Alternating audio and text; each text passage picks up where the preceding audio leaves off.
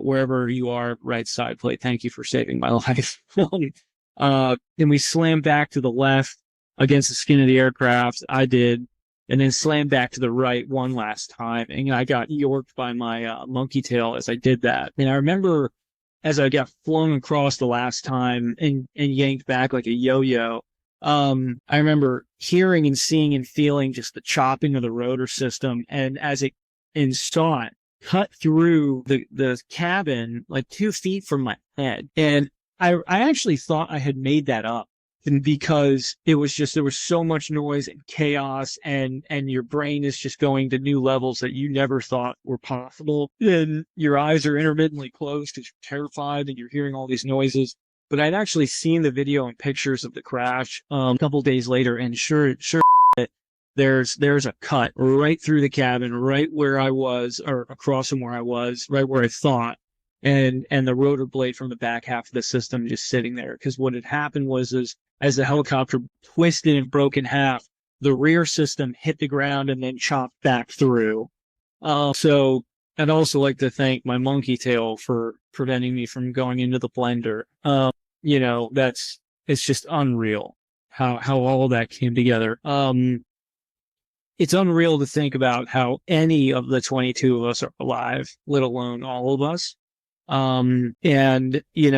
It's something I just think about, like, how did that happen constantly? How did that happen, and how are we all still alive?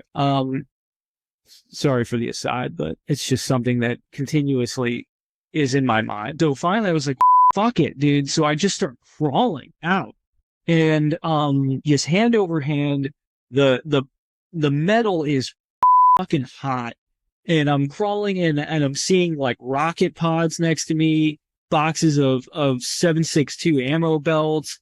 And I'm just like, motherfucker, like, please let me get out of here before this explodes. Like, just like arm over arm. And the crew chief is standing beyond the twisted metal that's still kind of smoldering. And he's like, come on, man, you can do it. You're almost there, almost there. And I'm just like crawling. And I'm like, please don't explode. God damn it. Just let me get out of here. Please.